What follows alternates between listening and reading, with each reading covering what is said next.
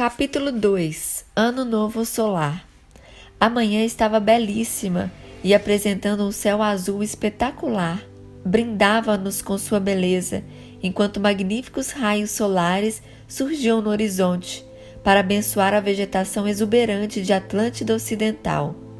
A capital Poseidones estava em festa. Era o dia de reverenciarmos o começo de mais um ano, estendido como o início de um novo dia, no momento em que o astro-rei despontava no horizonte, o que não ocorre nos dias atuais. O ano iniciava com o primeiro raio de sol do primeiro dia da primavera. Éramos um povo essencialmente solar. Sempre de mãos dadas com Evelyn, eu observava, pela janela de nosso veículo de deslocamento aéreo, a beleza das aves, sobrevoando elegantes as frondosas árvores que contornavam a colina do principal templo do sol de toda a Atlântida, onde meu pai, Antônis, era o sumo sacerdote. Eu olhei para minha bela noiva e disse-lhe: Antônis deve estar radiante. Esse é o dia mais importante do ano para ele. Ela sorriu de forma afetuosa e falou com a sua voz suave, como música para os meus ouvidos. Sim, Andrew, para ele, o primeiro dia do ano é sempre muito especial. Lembro-me até hoje de sua emoção, quando nos abençoou em nosso primeiro ano como sacerdotes do Vril. As lágrimas corriam de seus olhos, denunciando toda a sua felicidade por nos batizar em nosso início de carreira. Eu concordei com o gesto sereno e falei, enquanto acariciava sua pequena mão. Lembro-me também, Antônis queria que eu fosse um sacerdote do sol, como ele, mas minha vocação para o Vril era indiscutível. Tua mãe, querida, a nobre Artemis, nem precisou convencê-lo disso. Minha vocação para a ciência era indiscutível. Não herdei a tendência de meus pais para a filosofia espiritual. Em Atlântida, a ciência, a arte, a filosofia e a religião eram entendidas como provenientes de uma única fonte, Deus. Portanto, todos que dedicassem a essas áreas eram considerados sacerdotes. Nós rimos das agradáveis lembranças de nossa adolescência, enquanto desfrutávamos da bela vista aérea. Agora já éramos jovens independentes e em breve nosso casamento seria oficializado. Hoje, relembrando aqueles dias, e mesmo considerando que éramos exilados de um mundo superior, em capela, percebo quanto fomos privilegiados.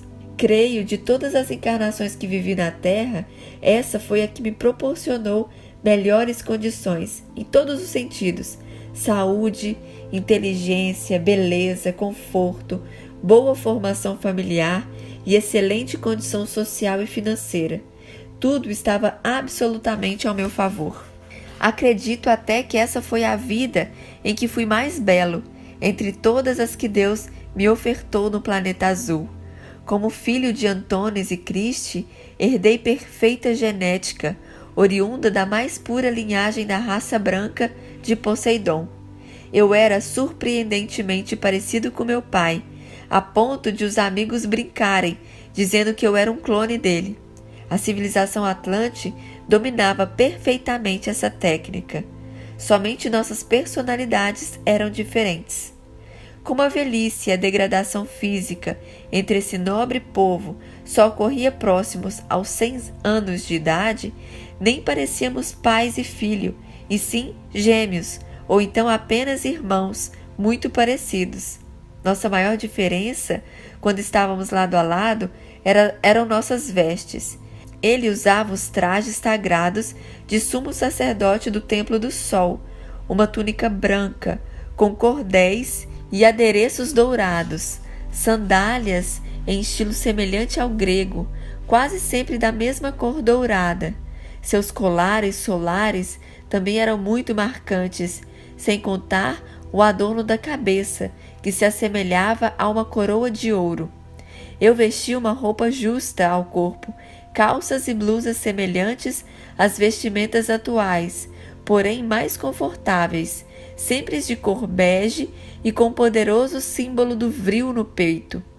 Nos momentos de lazer, usávamos vestes informais, mas no trabalho e em grandes celebrações, vestíamos roupas que identificavam nossas atividades dentro da grande sociedade atlante. Assim como meu pai, eu era alto, tinha 2 metros. Em Poseidon, raros homens mediam menos de 1 metro e 90 centímetros de altura, e o tamanho médio dos homens era igual ao meu. Já as mulheres mediam em geral 1 metro e 80 centímetros. Os atlantes do lado ocidental da ilha apresentavam predominantes peles claras. Eu tinha a tez branca e possuía longos cabelos bem lisos e louros. Minha pele era absolutamente sem manchas e rugas, e meus olhos de um azul brilhante da cor do céu. Desde muito jovem, eles eram profundamente penetrantes e hipnóticos. Poucas pessoas não me fixavam o olhar fascinadas. Meu rosto tinha traços delicados, sem perder a masculinidade. Por vivermos em uma sociedade perfeita, não sofríamos as duras ações da natureza. Meu corpo jovem e atlético, sempre vigoroso, aliado ao domínio do vril, fazia de mim um dos mais cobiçados partidos de toda a grande ilha. Certamente eu era um belo exemplar do meu povo, mas só tinha olhos para Evelyn, pois sempre fui completamente apaixonado por ela. Disso ela jamais duvidou. Ela tinha a pele bem clara também. Seus olhos eram muito parecidos com os meus, porém castanhos claros, como seus olhos. Ela media em torno de 1 metro e 80 centímetros de altura. Sua beleza delicada me fascinava. Aparentava ser frágil como um beija-flor. Entretanto, algumas vezes impressionava-me com sua determinação, semelhante à de uma águia. Eu amava mais que tudo na vida. Adorava passar horas apreciando seus mais despretensiosos movimentos, suas delicadas mãos acariciando o pelo macio dos gatos, seu andar elegante que apresentava a alegria da vida. Tudo nela era mágico ao meu olhar. Dormir cheirando seus cabelos, para mim, era o paraíso na terra. Sempre antes de deitarmos, eu beijava seus olhos e agradecia a Deus por estarmos juntos. Sim, formávamos um lindo casal, o que mais 2 rebeldes exilados de Capela poderiam desejar? Nada. Éramos plenamente abençoados.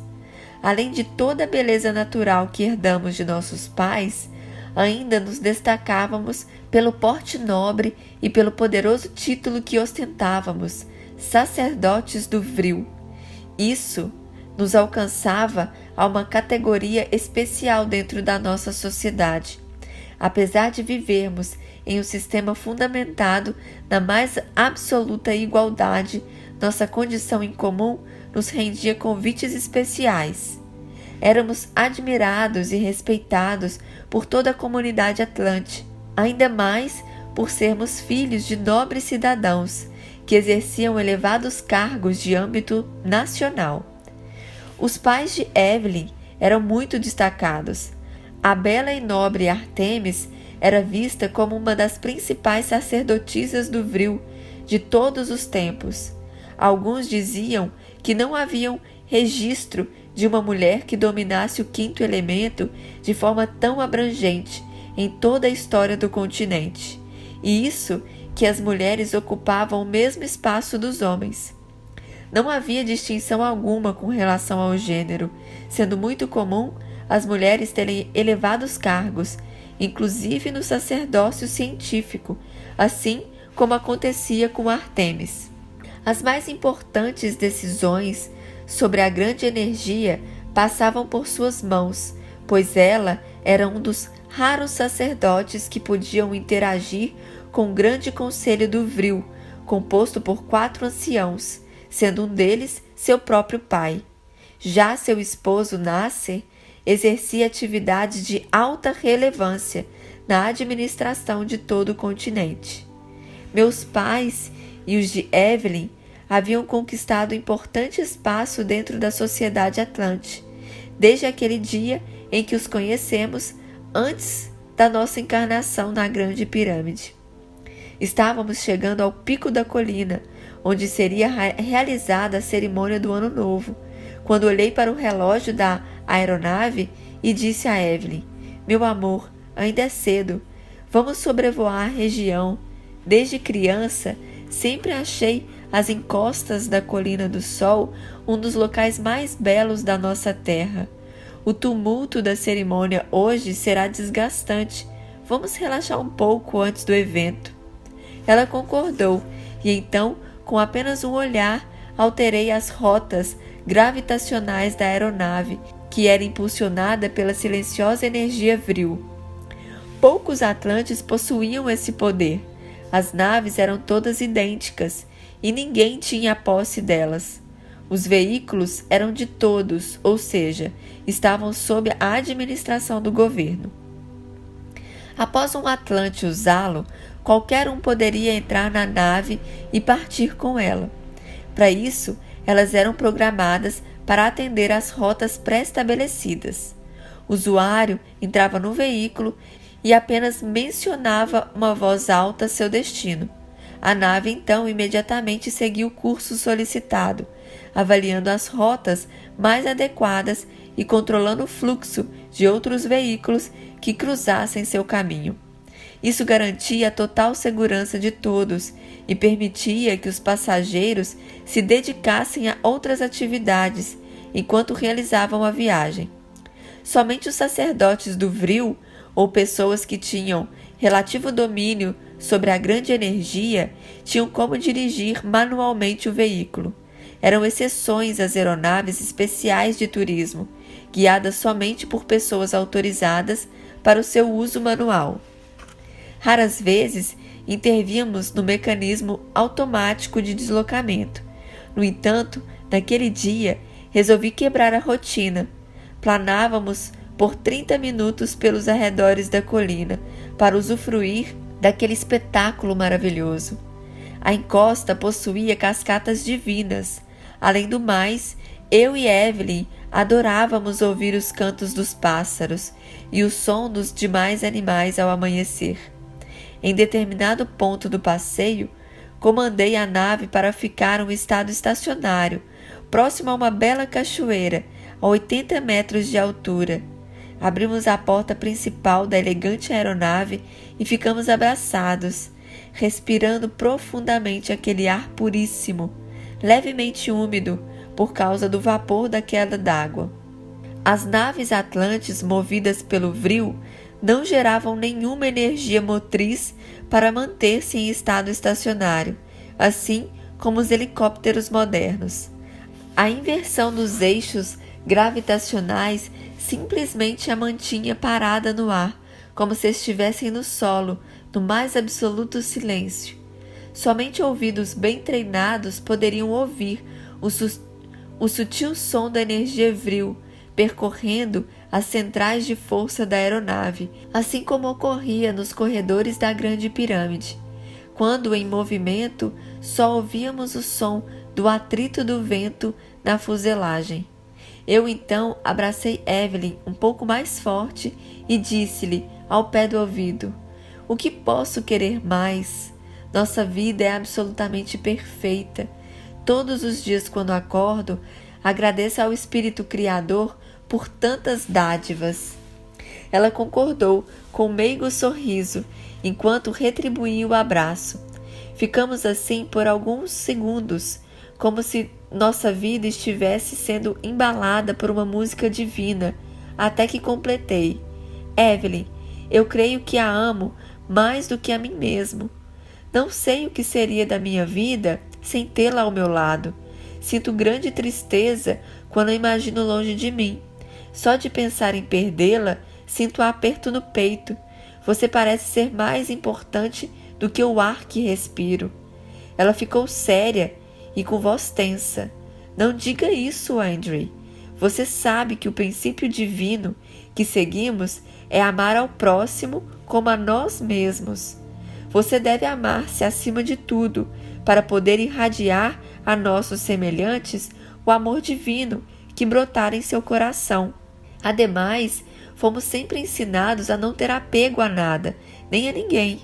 Nós estamos nesse mundo para evoluirmos, tornarmos-nos pessoas melhores, e não para saciar os anseios do ego humano. Sua mãe mesmo nos ensinou isso. Cristo sempre diz para colocarmos nossos anseios pessoais em último lugar. Todo Atlante deve viver para a sociedade, esquecendo-se de si mesmo. O desprendimento de Cristo é tão grande que ela mesma não fica enciumada por você tratar minha mãe como se fosse a sua. Eu concordei com um gesto confuso e disse-lhe: sim, você tem razão, mas não sei por que às vezes sinto essa fraqueza interior, como se a felicidade externa pudesse fugir de minhas mãos. Em algumas noites tenho pesadelos.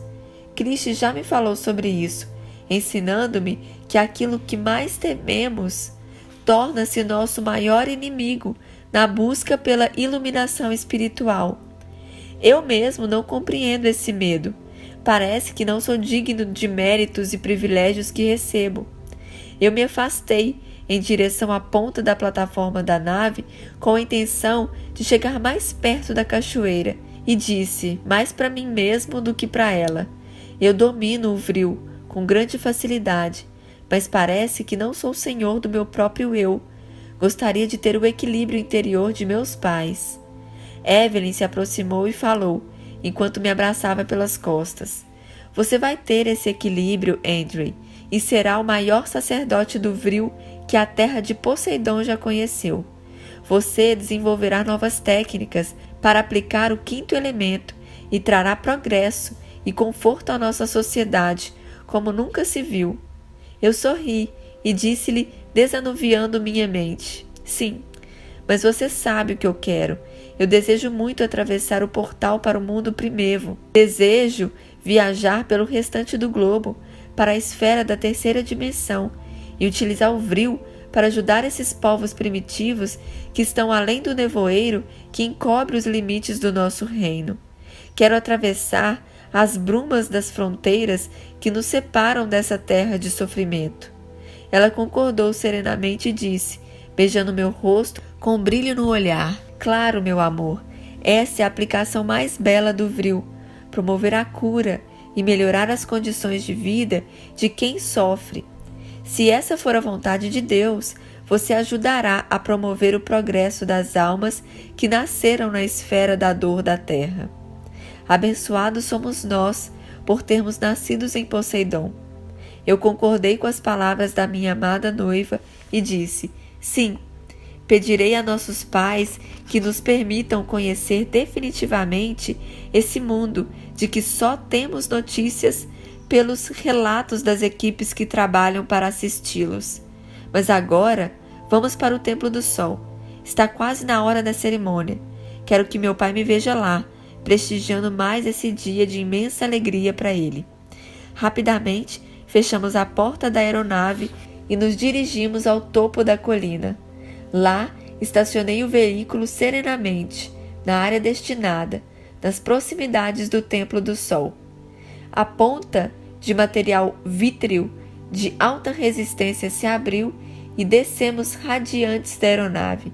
Tínhamos a força da juventude e um mundo pleno de grandes realizações pela frente.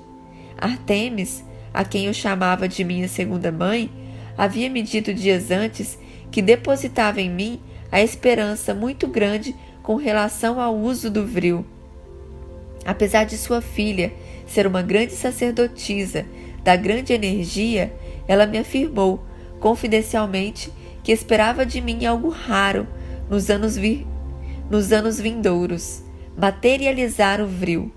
Poucos sacerdotes durante séculos tinham realizado esse fascinante processo de manipulação do quinto elemento. Em geral, conseguiam isso por breves segundos, sempre dentro do templo principal da Grande Pirâmide. O único que realizou um feito realmente espetacular nesse sentido foi Antúlio, o grande avatar de Atlântida. aquele que recebeu a mensagem da luz diretamente do Cristo planetário, assim como ocorreria com Jesus e outros grandes iluminados de nossa humanidade no futuro. Antúnio, poucos anos antes de voltar para o reino espiritual, materializou o vril na forma de uma chama eterna em um dos altares das diversas salas de meditação da Grande Pirâmide. Segundo os antigos, aquela chama estava acesa e intocável desde a vinda de nosso Messias, séculos antes do período que estamos narrando. Os anciãos também nos afirmavam que a chama só se apagaria no dia em que a Atlântida se afastasse do caminho da luz. Todos os dias os sacerdotes oravam em frente à chama, pedindo ao Criador força e discernimento para que nossa civilização jamais permitisse que aquela chama abençoada se extinguisse. Essa materialização do vril que Ártemis previa em minha formação como sacerdote não possuía nenhuma função prática, apenas seria um sinal de que obtivera absoluto controle sobre o quinto elemento, algo como tornar visível a movimentação dos elétrons no processo de gerar eletricidade, ou então a visualização do processo de reação em cadeia ao gerar energia nuclear. Contudo, a maior preocupação de Ártemis era com relação ao meu ego. Ela desejava meu sucesso mais do que ninguém, no entanto, temia por minhas origens. Eu era um estável capelino, e não um Atlante da Era de Ouro. A Atlântida vivia uma nova era. A cada dia, mais casos estranhos aconteciam. Decididamente, uma nova humanidade estava passando a habitar a terra de Poseidon, e os sábios atlantes sabiam disso. O poder do vril se tornava, inclusive, cada vez mais restrito por questões de segurança. Antigamente, ele era liberado para qualquer aplicação. Agora, até mesmo em sua utilização mais básica, a movimentação das aeronaves, já era estudada a possibilidade de ser protegida com senhas de segurança. E assim, pouco a pouco, eu me tornava o centro das atenções, e os elogios tornavam-se inevitáveis. Inclusive, a cerimônia de que iríamos participar estava sendo filmada e retransmitida para todo o continente. Em termos religiosos, aquele evento do qual poucos poderiam participar era comparável à Missa do Galo, rezado pelo Papa na Capela Sistina, em Roma. Em alguns momentos, tornava-se visível em meu semblante aquela mesma arrogância e prepotência que havia cultivado com raízes profundas em minhas vivências em tríade no sistema de capela. O nariz empinado, o peito estufado, como se fosse um pavão, tornava-se isso evidente para os olhos mais observadores. Lembrando as estrelas da música pop da atualidade, eu posava para fotos, respondia perguntas para jornalistas e fazia questão de deixar marcada minha presença em qualquer evento. Meus pais nada percebiam. Antônis sempre foi meio avoado, até mesmo em sua encarnação como faraó Akenaton, na 18ª dinastia egípcia. Minha mãe, Cristi, bom, vocês sabem como são as mães de todos os tempos, sempre vendo somente o lado bom dos seus filhos, ainda mais quando ele se sobressai. Já Ártemis analisava meu perfil psicológico de forma discreta, sem nada dizer, e mesmo assim não conseguia evitar totalmente o envolvimento emocional. Era como uma segunda mãe para mim, agia muitas vezes como tal. Quero nessa narrativa abster-me de relatar a todo momento os avanços tecnológicos de Atlântida, em alguns pontos muito superiores aos atuais. Obviamente que tínhamos recursos para captar e transmitir imagens e sons com a nossa tecnologia, que era em todos os aspectos superior aos recursos digitais atuais. Receptores em cristais de quartzo captavam as transmissões magnéticas com facilidade, em qualquer canto do grande continente, desde o portal na costa atual Flórida, na América, até as Ilhas Canárias, na Europa. Inclusive, algumas colônias próximas, fora da Atlântida, captavam esses sinais, mas a qualidade caía significativamente, por ser um mundo de natureza mais grosseira. Da mesma forma, tínhamos aparelhos de comunicação semelhantes aos atuais telefones celulares. Contudo, a tecnologia era baseada no vril.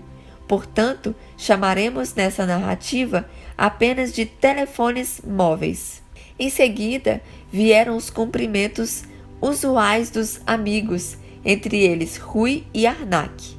Esse último eu considerava como um verdadeiro irmão. Ele era muito parecido comigo, porém com cabelo quase branco, de tão louro, e com os fios levemente cacheados. Essa nossa afinidade vinha de longa data. Fomos amigos em várias encarnações anteriores no sistema de capela. Sempre narrador, ele aparecia nos eventos cada vez com uma nova companhia. Sua instabilidade emocional em nada era espelhada no perfil de seus pais, autênticos atlantes, assim como os nossos pais. Eu estranhava aquela instabilidade de Arnak com relação ao amor. Eu só tinha olhos para Evelyn. Nem a mais bela mulher de Atlântida poderia atrair meus olhares. Minha noiva era tão perfeita aos meus olhos que me completava totalmente. As outras mulheres de toda a humanidade eram para mim apenas irmãs, às quais eu desejava toda a felicidade do mundo.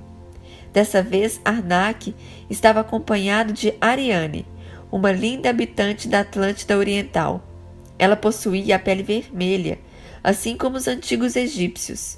Seus sedosos cabelos negros e os profundos olhos indagadores provocaram um verdadeiro fascínio em Arnak, que parecia não se cansar de novas experiências amorosas, escandalizando a velha geração de nosso país. Ele também tinha sido nomeado sacerdote do vril. Às vezes, eu me perguntava como ele conseguia manter a concentração necessária para dominar o quinto elemento. Parecia que sua mente estava sempre voltada para o sexo feminino. 3 em cada 4 palavras que mencionava referiam-se à beleza das mulheres que sempre desejava conquistar. Ele vivia em eterno clima de desafio amoroso. Era bater o olho em uma nova mulher e ali estava ele, planejando como derrubar suas defesas e assim ceder a seus encantos de conquistador. Poucos dias depois, ele se cansava e perdia todo o interesse.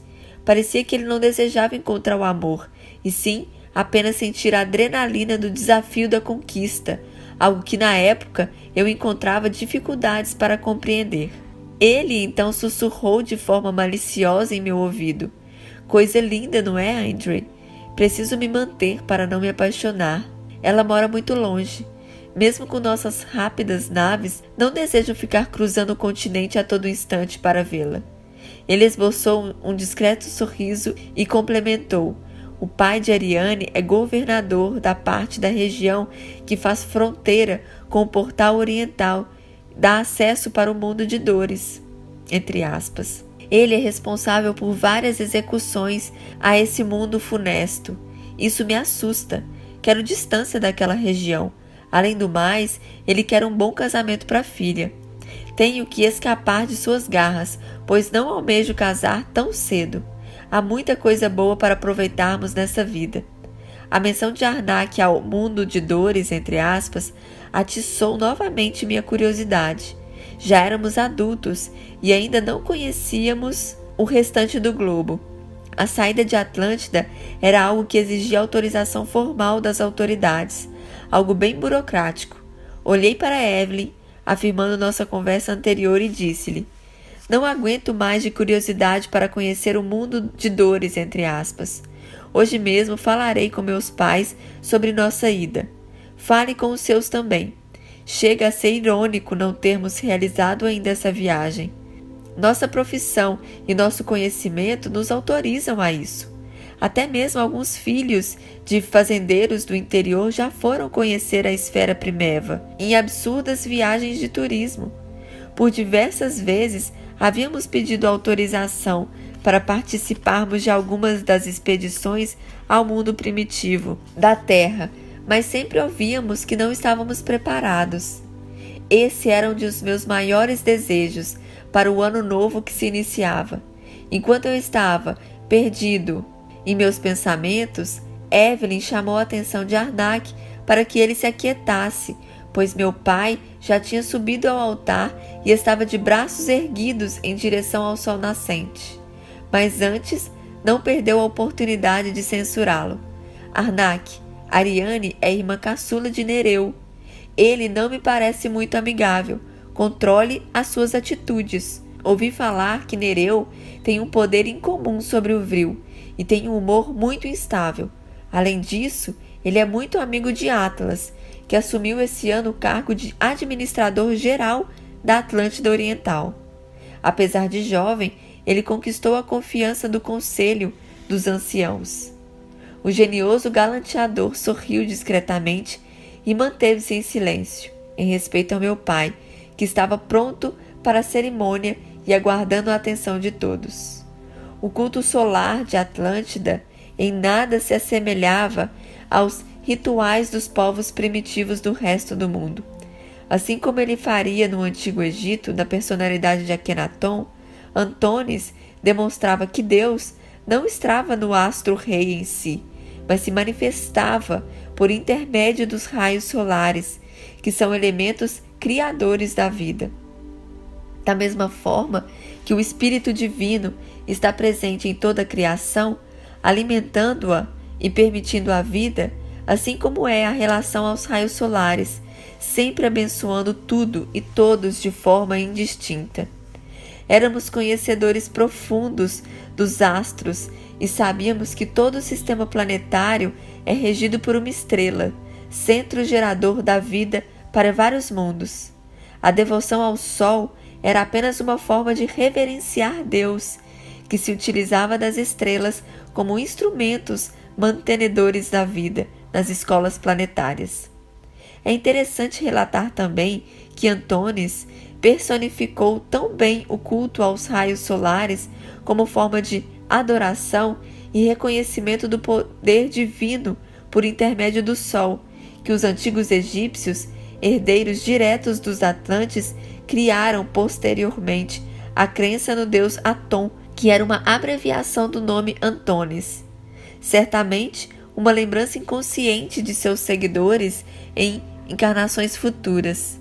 Séculos depois, ele próprio reencarnaria como faraó Akenaton, para reforçar a crença nesse deus secundário do panteão egípcio, que foi o passo inicial para desenvolver a humanidade, de forma definitiva. A crença monoteísta que havia se perdido desde os tempos da antiga Atlântida, conforme relatamos no livro Akenaton, a revolução espiritual do Antigo Egito. Essas lembranças inconscientes são tão fortes que no Templo do Sol da Atlântida, o astro-rei nascia entre duas montanhas.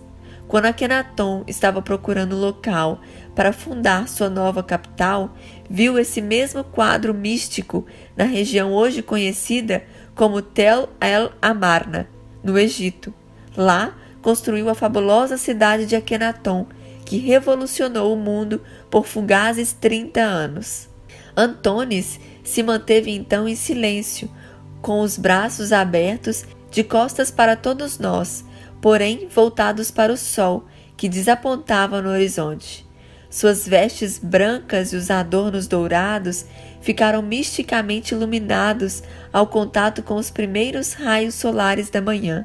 Seu belo rosto, moldurado por longos cabelos louros, permaneceu transformar-se no momento em que ele elevou aos céus uma súplica íntima ao Criador dos mundos. Naquele dia, e só naquele, os raios solares atingiam uma escultura de cristal de 2 metros de altura, que retratava uma mulher grávida.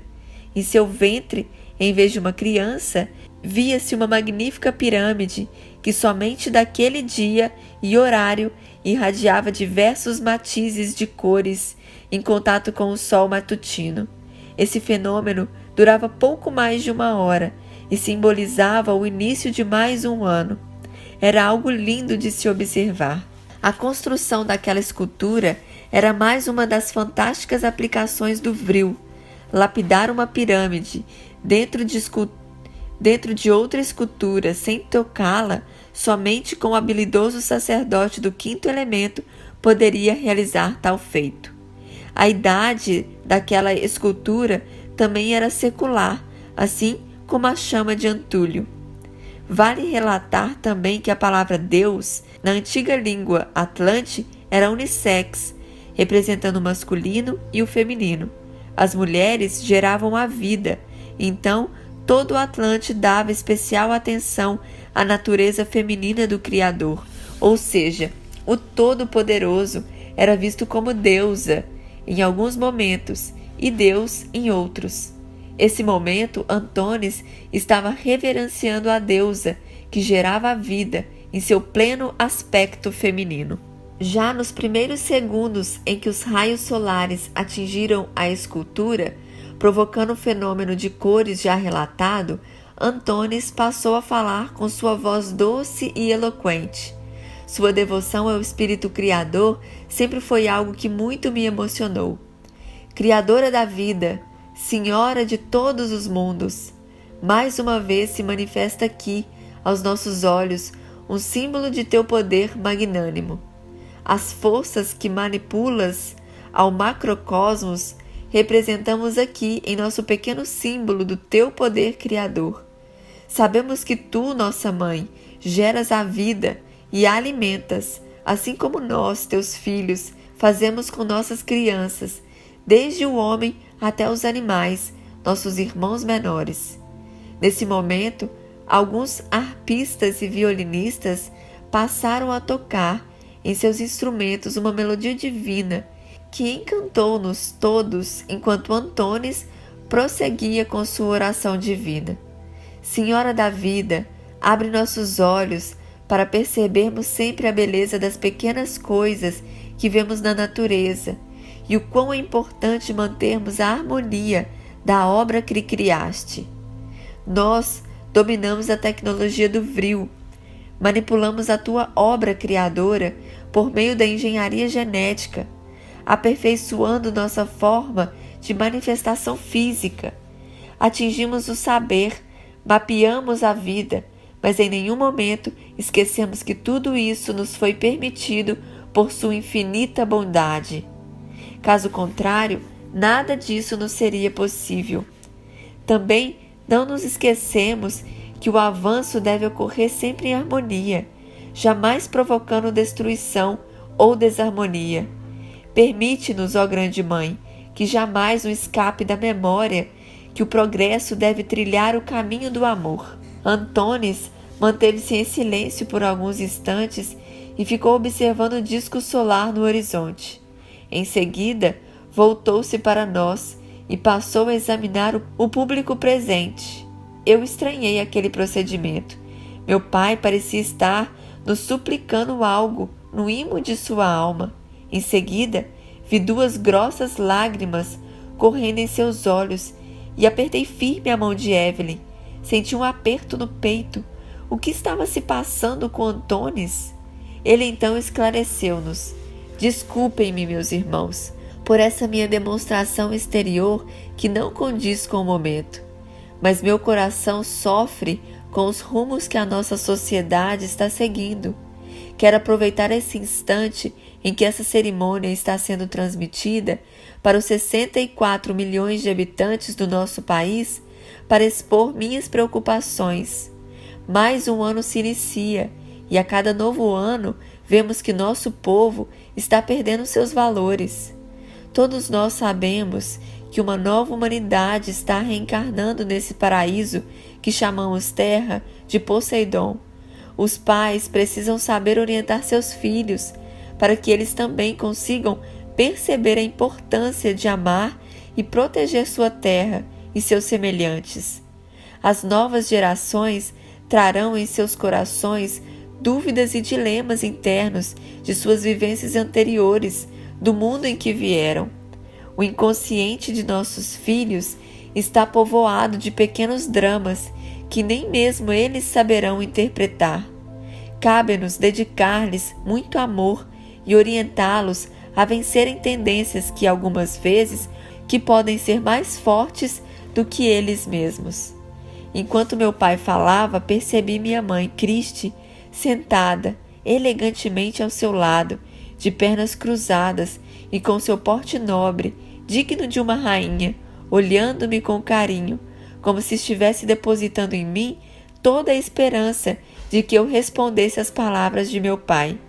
Antônis era um grande homem, um idealista, como poucas vezes o mundo conheceu, um coração de ouro, ou melhor, de oricalco.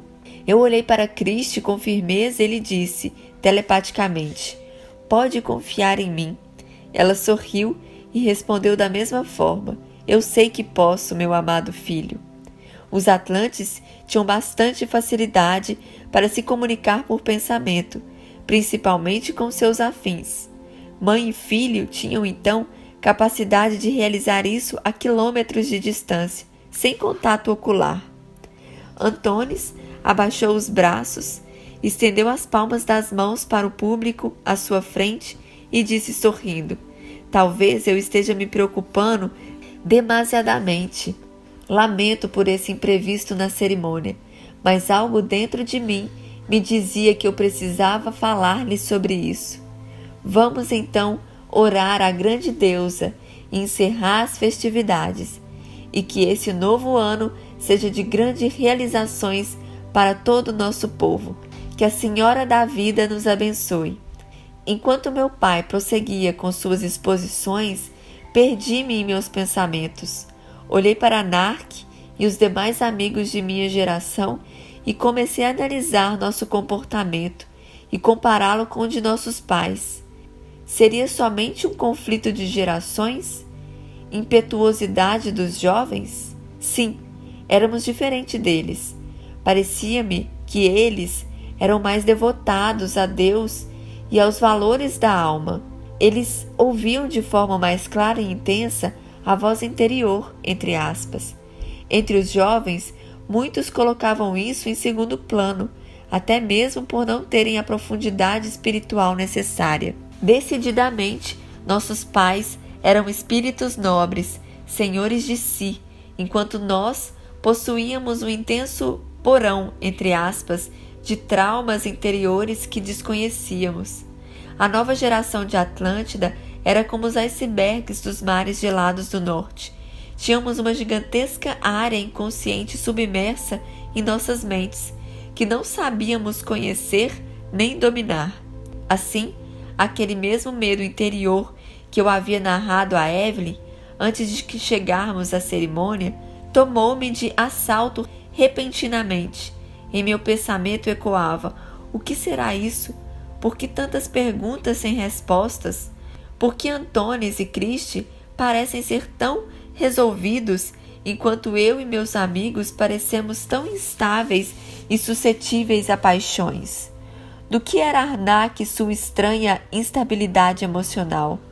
E Atlas, então, me preocupava cada vez mais aos anciãos da capital por causa de seu gênio instável lá na Atlântida europeia. Por sua vez, Gadi demonstrava perigosa ambição política no lado ocidental da grande ilha. Ele era diplomático e gentil, mas todos sabiam que aspirava ao mesmo que Atlas, o poder absoluto. Muitas perguntas povoavam minha mente e eu não encontrava resposta. Além disso, havia a questão da supremacia dos Atlantes sobre a nova geração. Eles eram mais completos e perfeitos, tanto nos esportes como em todas as áreas. Mostravam maior destreza e equilíbrio, desde uma simples dança, passando por atividades esportivas e terminando na competência profissional. Em tudo, eles sempre eram superiores. Os meus amigos, pelo menos, tinham grandes habilidades com o vril, o que diminuía esse sentimento de rancor. Já os milhões de habitantes comuns da nova geração nem isso possuíram. Eram seres medíocres que não se destacavam dentro da perfeita sociedade atlântica, o que agravava seu sentimento de inferioridade. Isso Para espíritos exilados por sua arrogância, era algo muito amargo para digerir. Não foram poucas as vezes que vi a nova geração olhando com preocupante despeito para os Atlantes da Era de Ouro. Os Atlantes capelinos irradiavam discreta raiva que passava desapercebida. Inclusive, invejávamos seu lento processo de envelhecimento. Alguns pareciam tão jovens quanto nós, mesmo tendo 20 ou 30 anos a mais. Nossas almas imperfeitas aceleravam o processo degenerativo dos perfeitos corpos que recebíamos de nossos pais ao ingressar na vida física. Lembro-me como se fosse hoje, do dia em que perdemos o campeonato de um esporte muito parecido com o voleibol para um time de Atlante da Era de Ouro. Eles eram bem mais velhos que nós, mas demonstravam incrível destreza, resistência e equilíbrio para vencer, enquanto nós desesperávamos, vítimas da nossa ansiedade descontrolada e imperícia. No final da partida, Rui, ofegante, com as mãos sobre os joelhos, olhou para nós e falou, em tom de fracasso: "Não adianta lutarmos, eles são superiores a nós. São como garças elegantes, enquanto nós parecemos patos desajeitados." Aquela triste declaração de Rui desmoronou nossos egos. Caímos de joelhos no chão e reconhecemos nossa inferioridade.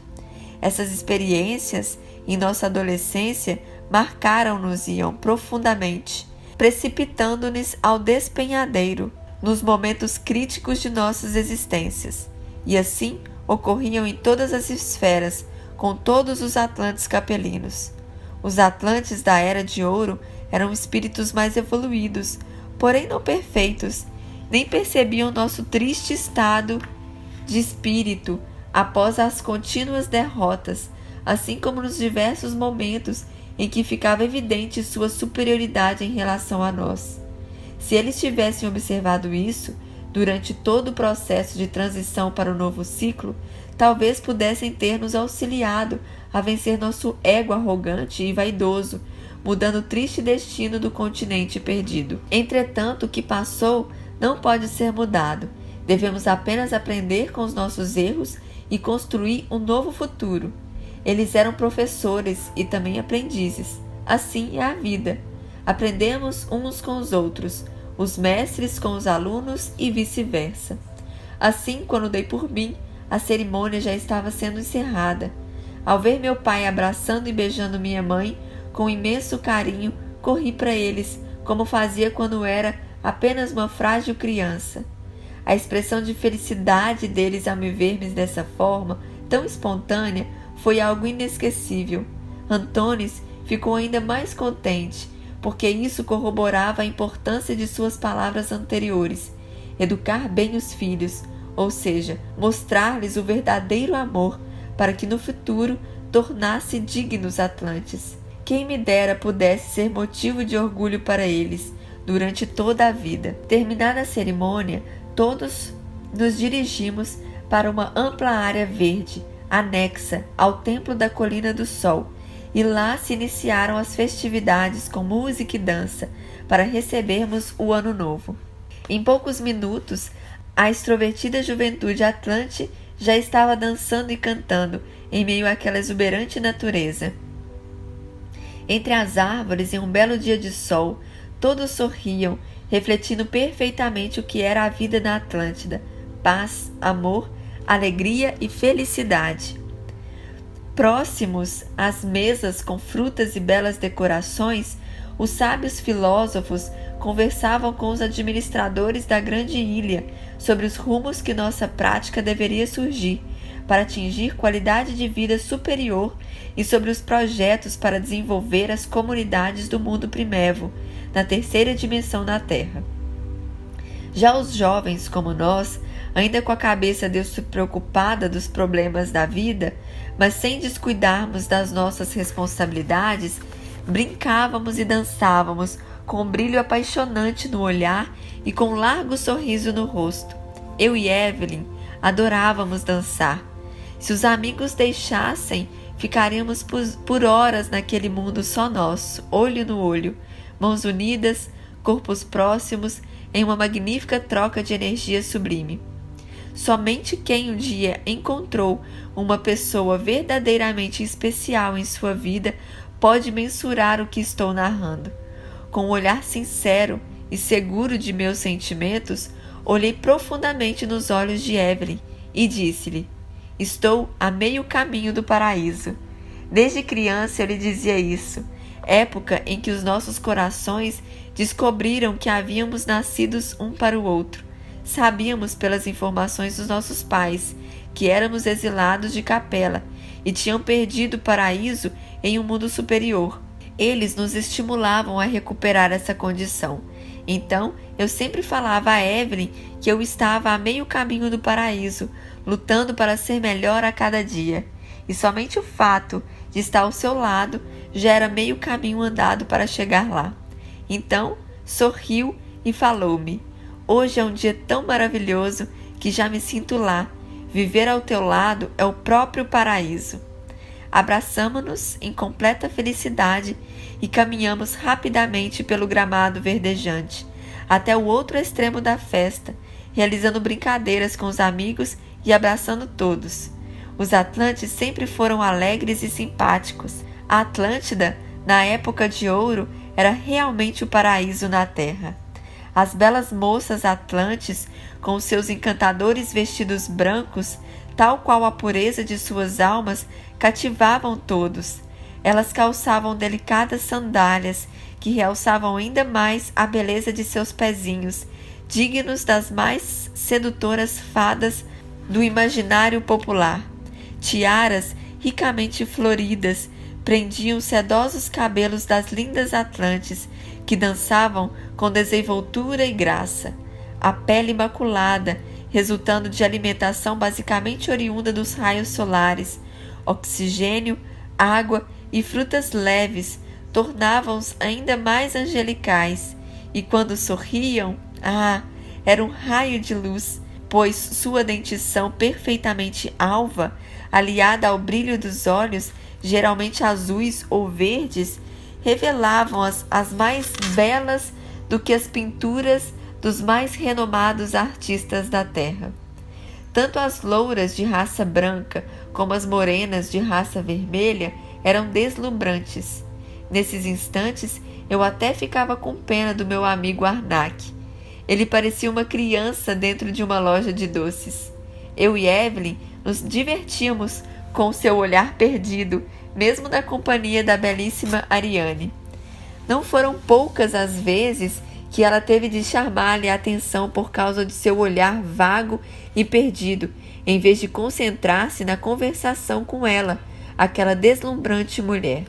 Os rapazes eram também muito elegantes, geralmente vestiam túnicas brancas e discretas, ou então confortáveis calças e blusas, assim como nos dias atuais, porém feitas de tecidos mais elásticos, privilegiando o conforto. Nossos longos cabelos pouco nos diferenciavam das mulheres. Éramos uma raça andrógena. Tanto homens como mulheres eram muito parecidos. Tínhamos poucos pelos no corpo, cabelos muito lisos e longos e uma constituição física delicada. O que diferenciava os homens das mulheres eram basicamente os órgãos sexuais. Além disso, éramos mais fortes. Não muito, pois o domínio do vril fazia praticamente nulas as atividades que exigiam esforço físico na Atlântida. Assim, desenvolvíamos a musculatura apenas para atividades esportivas. As mulheres também tinham delicadeza especial e corpo com curvas sedutoras, semelhante às das mais belas da atualidade. A diferença é que elas não usavam isso para seduzir. Os homens também não eram vulgares, sabiam a beleza que escondia por debaixo dos elegantes vestidos de suas pretendentes. O amor entre os atlantes residia mais no olhar do que nas formas do corpo. Nós nos atraímos pelos espelhos da alma, os olhos. A mulher mais sedutora, ela era aquela que sabia melhor projetar, usando o olhar, a imensa beleza que morava em sua alma. Em resumo, as mulheres eram fadas e os homens Pareciam elfos da mitologia escandinava. Mas nem tudo era alegria. Evelyn, às vezes, deparava-se com o olhar carregado de inveja de Electra, que também era sacerdotisa do Vril. Contudo, desprezava os ensinamentos crísticos. Ela parecia concentrar em si somente sentimentos negativos, e todos que cruzavam seu caminho eram vistos como inimigos. Desde muito cedo ela preocupava os mestres da velha geração, que observaram seus passos tortuosos com especial atenção. Electra tinha obsessão por mim, e não apenas por causa de minha beleza. Ela admirava meu poder especial sobre o Vril e minha elevada posição social. Além disso, desejava um bom casamento, e Evelyn lhe era um indesejável obstáculo. Logo percebi que minha noiva se fragilizou com o olhar cruel de Electra e disse-lhe: "Não dê atenção a isso, meu amor. Você sabe que só tenho olhos para você." Ela concordou com um gesto sereno. "Sim, eu confio em você, mas é impossível não sentir desconfortável com a pesada energia que ela me dirige. Como alguém pode ter tanto ódio no coração?" Olhei então com desprezo para Electra, e ela irradiou-me um sentimento de raiva e revolta interior. Logo depois, deu-nos as costas e foi dançar com um ingênuo rapaz. Mas logo nos esquecemos do fato, pois Arnak se aproximou com seu habitual senso de humor, contando suas hilárias histórias e fazendo-nos rir sem parar.